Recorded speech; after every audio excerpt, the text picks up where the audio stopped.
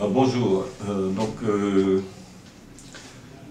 je m'appelle Pierrot Men, mais mon vrai nom c'est Chan Hong Men, parce qu'à mon origine en fait mon père est chinois et ma mère elle est franco-malgache. Et je suis né à Midong du Sud, c'est donc dans le sud de Madagascar, après il n'y a plus de route, c'est à Midong. Et j'ai fait mes études secondaires ici dans cette ville à Fianarantsoa. Je n'ai pas été très loin dans les écoles, mais j'étais juste à la classe de 3e et j'ai arrêté. Pourquoi? Parce que j'ai trouvé ma voie dans la peinture. Et je voulais être peintre en fait au départ. Et puis pendant 17 ans, je ne faisais que peindre.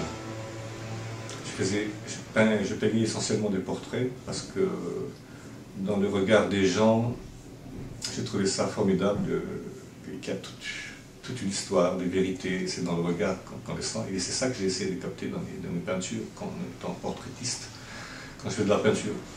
Mais seulement, quand je faisais ça, j'utilisais un appareil photo, celui de mon père, qui est décédé maintenant. Donc à travers la photo que j'ai photographiée et que je faisais, c'est ça que je copiais dans mes peintures. Et pendant 17 ans, ça s'est passé comme ça. Je traquais les gens, je faisais des photos. Et c'est mes propres photos que je copiais bêtement dans ma peinture. Jusqu'au jour où j'ai rencontré une amie qui était venue dans mon atelier et puis qui m'a dit « Ces peintures, tu travailles comment ?» J'ai dit « à partir de mes photos ». Et elle m'a demandé « Est-ce que je peux voir les images ?» Alors j'ai regardé dans les armoires, il y en avait plein. Puis elle regardait les photos et puis elle m'a dit « Pierrot, je crois que tu t'es trompé de voie là. Ta peinture, c'est vraiment de la merde à côté de tes photos. Alors, je pense qu'il vaut mieux que tu arrêtes, quoi. Mais bon, c'est à toi de réfléchir. » Alors, pendant un mois, j'étais comme ça. Je ne faisais plus de photos, je ne faisais plus de peinture. Je réfléchissais. Et puis, du jour au lendemain, j'ai arrêté chevalet, peinture et tout ça de côté. J'ai mis de côté et j'ai pris mon appareil photo avec un regard, une approche de photographe. Parce qu'avant, quand je faisais des photos, je m'en foutais des arrière-plans et tout ça. Parce que je me disais qu'en peinture, je pouvais forcément les changer, je peux même changer les couleurs des robes, Et donc cette fois, avec un appareil photo, j'essaie de maîtriser, mais vraiment, il faut que la photo soit un véritable tableau. Voilà. C'est comme ça que je suis devenu photographe. Et j'ai plus arrêté jusqu'à maintenant. Ça fait combien d'années? Alors, ça fait maintenant... Comme je tenais un appareil photo quand même avant, quand je faisais de la peinture, ça fait en tout bientôt 40 ans que je fais de la photo. Mais les expos, ma première exposition c'était en 1985 à Talanaville, avec le collectif des photographes malgaches. Et c'est là que ça a vraiment démarré, parce que j'étais vraiment bien encouragé par mes confrères et tout ça, en disant qu'il faut que tu continues tout ça. Et depuis 1985, j'expose tous les ans dans la capitale. Donc le public voit bien des changements que je faisais. Chaque fois, je présentais de nouvelles photos.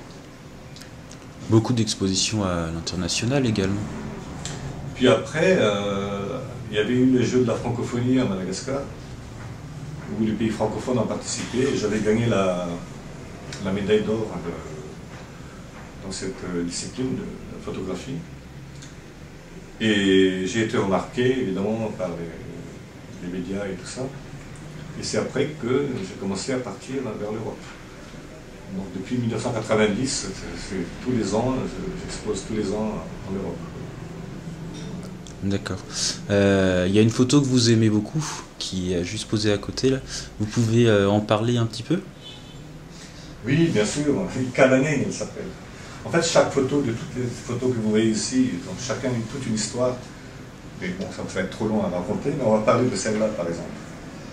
Alors elle s'appelle Ikalanen, j'ai fait des photos une fois avec une ONG qui s'appelle École Verte, c'était en 1998. Et j'ai rencontré cette petite fille dans un village, pas loin d'ici, à une soixantaine de kilomètres. Elle n'avait pas arrêté de me regarder, je la regardais aussi, et puis je braquais mon appareil sur elle. Elle avait une énergie dans ses expressions, elle était vraiment... On sentait tout, je sais pas, peut-être qu'elle était amoureuse de moi, j'en sais rien, mais en tout cas, je vois dans son visage quelque chose d'extraordinaire que je n'ai plus vu avant ou après cette photo-là. Après avoir fait 1, 2, 3 photos, j'ai demandé à elle, comment tu t'appelles toi? Elle ne dit rien, elle faisait que me regarder avec ce regard intense. Et puis finalement, j'ai demandé à la dame à côté, qui a une petite gargote là, mais pourquoi elle ne dit rien, la petite là, elle s'appelle comment? Alors elle s'appelle Ikalanine. Ikalanine, ça veut dire petite mère en fait. Et cette dame me racontait qu'elle est sourde, muette et orpheline en même temps. Et après, depuis cette histoire-là, je ne l'oublie jamais. Elle devient encore plus forte, cette photo. Et je comprends maintenant pourquoi elle me donne ce regard si intense.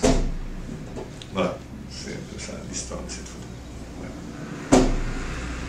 Pierre Romaine, merci beaucoup. Merci Julien.